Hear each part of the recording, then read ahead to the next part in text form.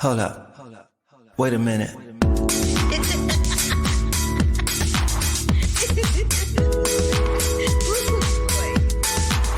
I wish you love, peace, and hair grease. Love, peace, and hair grease, y'all.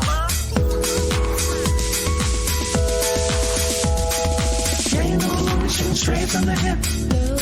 This is Carla Renata, aka the Curvy Critic, and I shoot straight from the hip.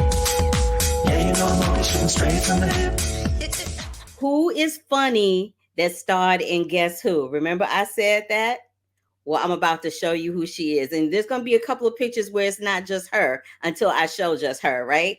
So this is her in a Lifetime movie. This is her on the carpet. This is her playing Zoe Saldana's sister. And who? Guess Who? And then this is her and I together. I think we were at P Valley. Well, we'll figure it out when she come on camera.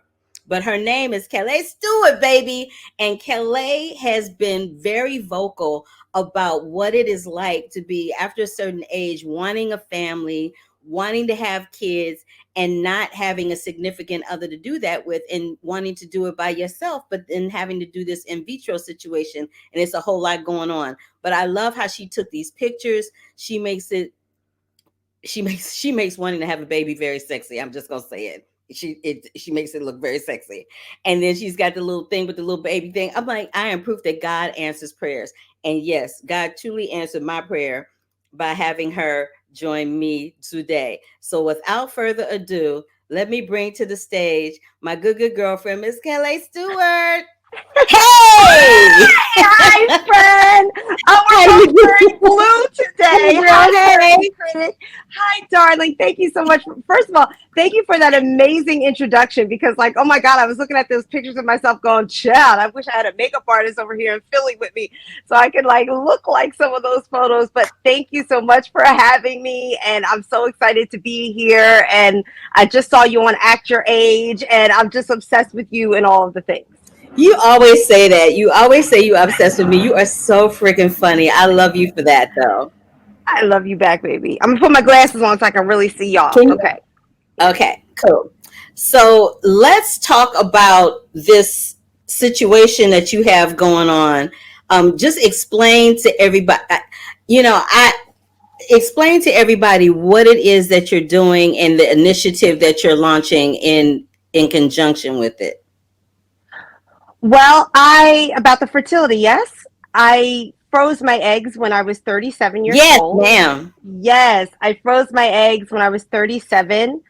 I gave away my best baby making years to the wrong man, child, to the wrong relationship. And the next thing I knew, I was single, approaching my 40s, and I knew I always wanted to be a mother, but I didn't have the partner to do so. And so I immediately went to the fertility clinic. It was on a Wednesday, and I found out that I was a candidate to freeze my eggs. And so I called my mom, who I lovingly call Mama Stu. I flew her from Philadelphia to Los Angeles, and she gave me all the shots. And luckily, especially at that age, I was able to retrieve 32 eggs, of which 29 were viable and successfully frozen at the time.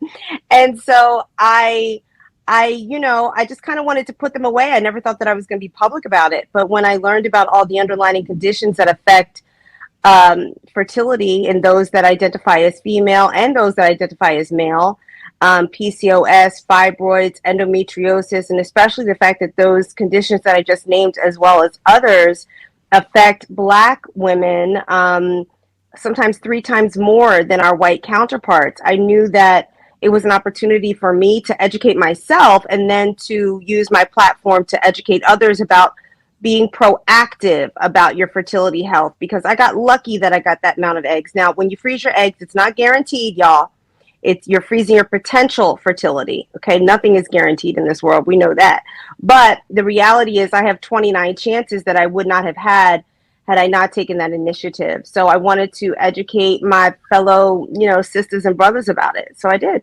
I love that. I love that you took the time to explain that. And I love that you're doing that, because this will help. Usually I just talk strictly about film, right? But I felt like you've been in movies, so it counts. And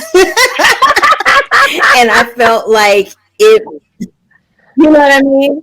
And I felt like it's an important initiative. I feel like it was an important subject to discuss. And I know how important it is and how dear it is to your heart. So, because I know you and I adore you, I wanted to make sure that we gave you some proper time and spotlight and energy toward that, because it's important that young women know that they have choices, because we're living in a time where a lot of our choices are being taken away. So I think it's really important that you are part of an initiative that allows young women to know, and young women meaning 30 and up, not necessarily 30 and down, but letting young women know that they have choices in this life, and that not all is lost if you desire to have a family. That doesn't necessarily have to be with a man or with a woman, whatever your preference is, but that you can have a family if you so desire, and that there are other ways to do that other than the traditional way. I agree wholeheartedly. And being in the entertainment industry as we are, I have to tell you, there are so many actresses and actors, but because I'm female, a lot of times actresses have been so candid to come over to me and say, "I wish there was a you when I was coming up in this industry. I wish there was a voice saying, hey, wait, before you go do all of these things, make sure you proactively think about if you're going to want a family one day, or if you don't even know whether or not you're going to want a family one day, right? Because we don't always have those answers right away. Life changes, on a dime. And so I'm glad that social media exists, that interviews like this exist where people can really see it and say, oh, maybe this is something that I should think about and do something about. One of the things I'm most proud of in terms of the initiative that I've been in for the last 3 years in the fertility space is partnering with Evite. Because given the fact that I've gone to dozens, girl, and I know you two have done the same, baby showers out there and spent a whole lot of money, celebrating everybody else's pregnancies and journeys to parenthood, which I love to do. When it was my turn to freeze my eggs and I was by myself, except for calling my mama and a few close friends that knew that I was doing it, it felt very isolating. It felt very scary. It felt very much depressing at times, because that was not the plan that I had for myself, but it was the situation that God had presented in my life. And I threw myself an egg shower, and nobody knew what that was. I didn't know what it was. I made it up because I wanted to shower myself with the same love and encouragement and support that I've given so many people over the years. And in doing so, later on, when I got into this space, I decided I need to figure out a way to broaden this and get this on a larger platform. And I pitched it to Evite, which you guys may know is the largest online invitation platform that reaches over 100 million users. And we created a whole another category. So they partner with me to create Parenthood Journey. And Parenthood Journey has IVF showers, it has adoption showers, surrogacy showers, rainbow baby showers for people that are experiencing a pregnancy after loss. And of course, it has egg showers, including my own design, the Kellee Stewart design, egg shower design. So I want people to join me in celebrating their journey, not just the destination, because as somebody that does want a child, and maybe I will one day, maybe I won't, that's still, the universe still has to help me get there, right? And we never know what could happen. I don't want to look back on this time and never have given myself that very, valued pat on the back that, yeah, girl, you made a choice and you took control of your fertility future. So whether I get to the actual baby shower or not, I wanted to offer the option of showers along the way. I love that you're doing that. Snaps and claps to you, sis, for that. Yes. Thank you, baby. So I know that Juneteenth is coming up, and yes, of course, I know that Juneteenth is coming up, and in celebration of that, I asked you, just to celebrate all things blackety black black black. I asked you what two of your favorite movies were, and you said that they were The Color Purple and Love Jones. So I got a little game for you that we gonna play Okay. that I didn't tell you about. Uh-oh. I haven't seen So either I one got of them in a some long Love Jones time. trivia. Okay. Girl, it's just trivia. It's easy trivia. So it's trivia for both films. So for Love Jones, Nina, who's played by Nia Long, has a fiance. Do you remember what his name was? Oh no, because I just hear her saying Darius, and it's not Darius because that's Lorenz, but it should be her fiance anyway. So can I like? No. I can't remember her fiance's name. What was it? I'll let you slide. I'll let you slide on that. I'll let you slide on that one. His name was Marvin. I never would have guessed. I really wouldn't have, because we were all looking at Lorenz anyway. I remember that because I seen.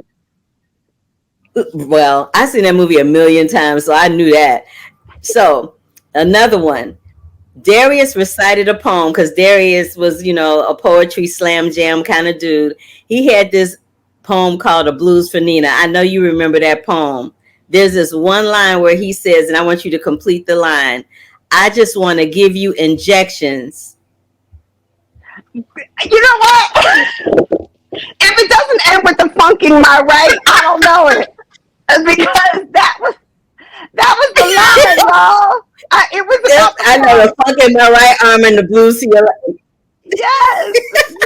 It was with sublime erections. Ooh, I am literally No. But you're gonna get this one.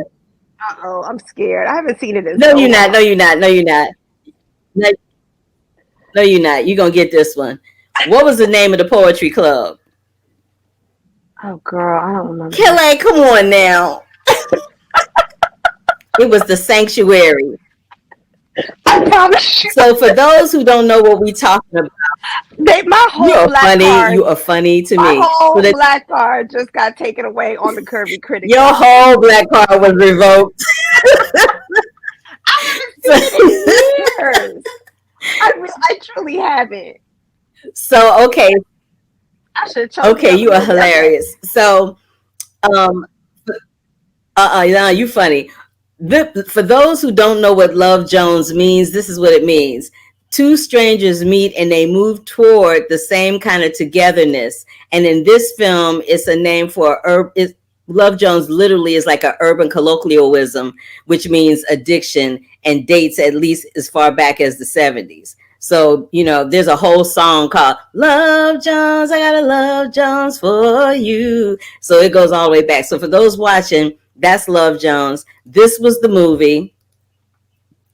It had Lisa Nicole Carson. It had Isaiah Washington down there in the corner. It had Bill Bellamy. It had so many people in it. And this was them when they had a reuniting of an anniversary at the Academy Museum here in LA. They all got together and they were on the stage talking about that film and how much fun they had. Okay, Kellee.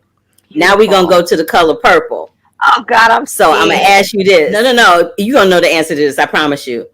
Who is the actress who played Celie in the original musical adaptation of The Color Purple? Not the revival, but the original musical adaptation.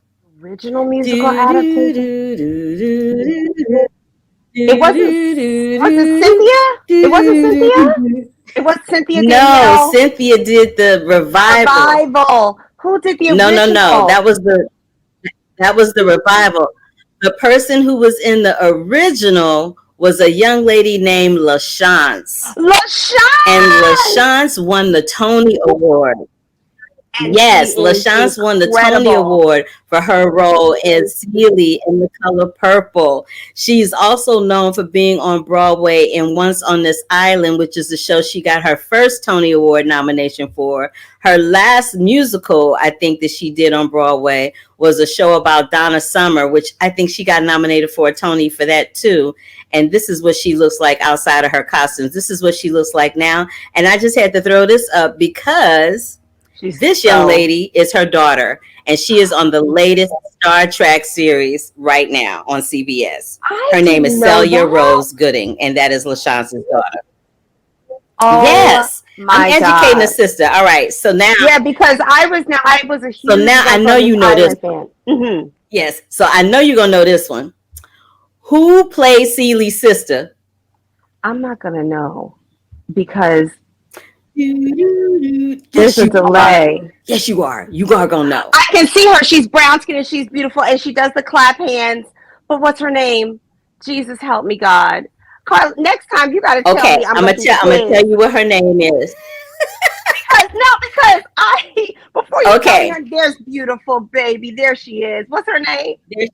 her name is Akosia Busia, and she played Sealy's sister. She literally is a real life princess from Ghana. Her father was the prime minister of the Republic of Ghana and prince of the royal family Wenchi, which makes her a princess. Oh my goodness.